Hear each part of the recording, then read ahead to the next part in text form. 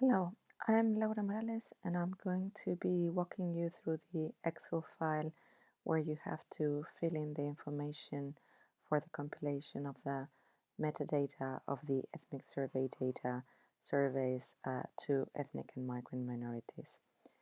I'm going to show you the different sheets that contain this Excel file and how to code and use each of these sheets.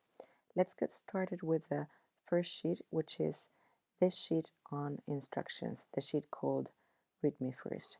As mentioned in the previous video, what you need to do is to read in detail this first sheet, where you will find information first about how you need to read previously in detail the Word file and how we recommend that you have this document printed and at hand while you're actually compiling and filling in this Excel file, who to contact in case that you have queries that are not covered already in the Word file or somehow explained here in the Excel file, and then a set of the instructions on how to fill in this template. So please have a look at all of these instructions here before you proceed to the other sheets. The second sheet and the first one that you need to fill in is called the annotation sheet. And this is the one where you need to provide information about what country you're filling the, the file about and who's filling the file. So this column is the column with the questions, and you need to be providing the answers only in column B. So let's imagine that you're filling the file for Belgium. You would type in Belgium here, and let's say that 3 different people are coding the file for Belgium because you're breaking up the task among 3 research assistants. So you would type in the name and surname of the first person, the name and the surname of the second person, and the name and the surname of the third person, separated by commas. The other types of information that you have to provide are the emails of the persons filling in the file, who are the contact persons for workgroup 1 and for workgroup 2, as well as a range of other pieces of information relating to the prior experience of the persons filling in the file, when was the file last updated, what is the time coverage, and what are the specific decisions that you've made in relation to the coverage of surveys in this specific Excel file. Once you've completed this first sheet, which is in a sense information about what is contained in the rest of the file, the two main sheets where you need to compile the actual information of the surveys are this sheet called national surveys and this other sheet called subnational surveys. As their name indicates, in the national survey sheet you will be compiling the information about the national surveys, and in the subnational survey sheet you will be compiling the information about those surveys that are undertaken only at the local or regional level. So starting with the national surveys, I'm going to make this slightly larger so that you can see it better. The column A provides the list of each of the variables that you need to fill in. We have provided a blank row in between each variable for better readability, and you need to be filling in the information in columns B and onwards. It's quite important that you remember that every column should be a separate survey. So here you should be filling in the information for survey 1, here for survey 2, here for survey 3, and so on and so forth. When you go into each of the cells, you will find that you have very often this little yellow tips on what to do in relation for that variable. In this one, you can see that this yellow tip says that you should select from the drop-down list. So you click on these little arrows here, and you can select the country for which you're filling in the information. As we were saying before, we're going to make the fiction that this is for Belgium. The next variable, ID number, you have a specific instruction to leave it blank here in the variable, but also this yellow piece of information is telling you that you should leave this blank because it's going to be done centrally. You have information about the acronym, and then a set of pieces of information about the name of the survey, the territorial scope, and general identification about the survey. You will notice already that some of the variables are marked in red, like this one, country, and all of these ones, and others are marked in black font.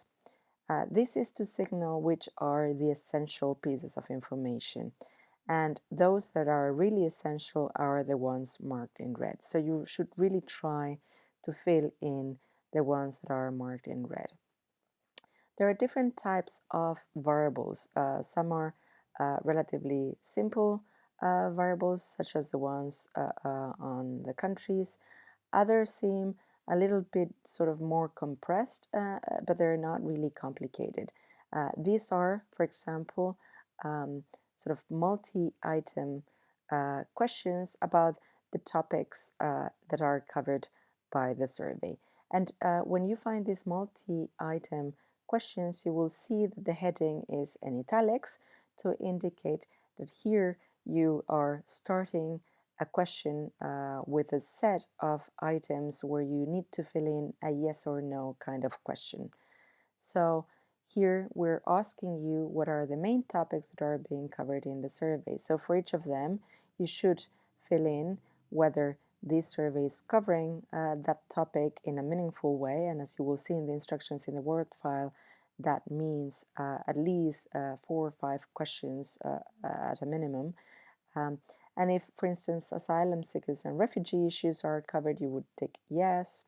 If citizenship and naturalization is not covered, you would tick no.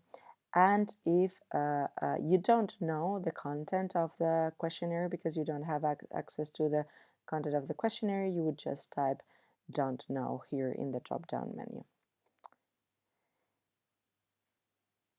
The second section is about the information on the inclusion of the survey in a larger study, and this means whether this specific survey is part of, for instance, a cross-national or a longitudinal survey. You can see the instructions of what we mean exactly by that in the Word file.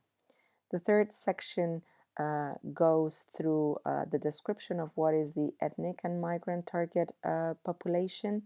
And here you have a set of questions relating to which variables are included in the survey with the aim of operationalizing the target population, and a set of other variables in relation to what questions are included in the survey as such that allow identifying migrant and minorities as part of the target populations.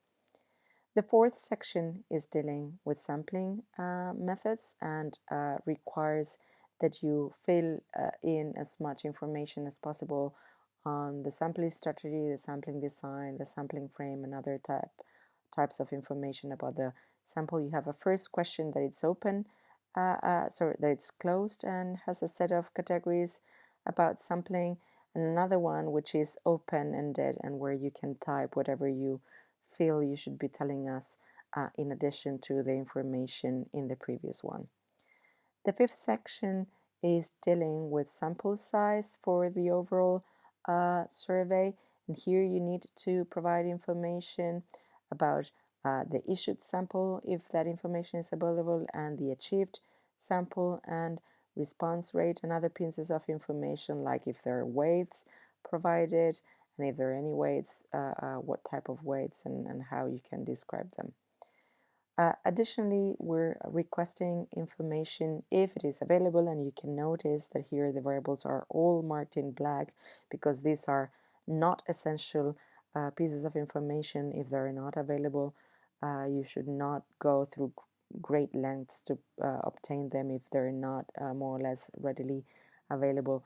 And these are about sample sizes for any subgroups in which the survey is partitioned. So if a survey, for example, is partitioned into subsamples of Turkish migrants and Pakistani migrants, then your first group would be the largest of the two that have been targeted.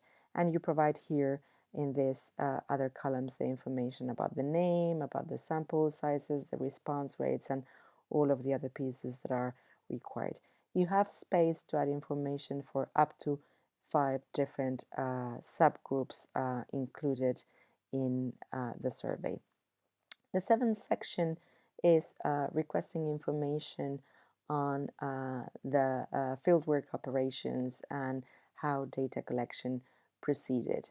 And in addition to information about who were the persons or the institutions or institute that undertook fieldwork, you have to provide information about data collection mode and who were the interviewers, if this was a personal interview, and what were the languages and the sort of length and number of questions of the survey. Section number 8 is focusing on availability of the survey data set, but also availability of the survey documentation and the questionnaire. So this is the part where we would be able to learn which surveys are readily available, or if they're not, through which procedures we can get access to them. Section 9 is including the information on the specific data producers, the owners, the distributors, and the citations that should be used. So essentially all of the people that were responsible for producing and distributing the survey data.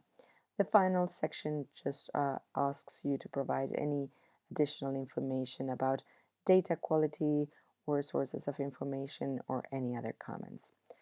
And this is the generic overview about the National Survey Sheet. The subnational survey sheet is essentially the same in terms of its content and the variables included, with the only exception that it has specific variables relating to the identification of the subnational level and the name of the regions or the cities where the survey was conducted, as well as some codes to identify the specific regions and the specific cities. But other than that, this subnational surveys sheet is essentially the same as the national one. The final sheet that you will find in the Excel file is a sheet with codes that we've used to generate drop-down menus in the national and subnational survey sheets. So we would ask you to kindly make sure that you don't touch this sheet at all, that you don't change it or delete it, because otherwise the drop-down menus of the other two sheets will not work. With this, I finished this video, and I thank you for your attention, and I hope this video was useful for the work ahead. Bye-bye.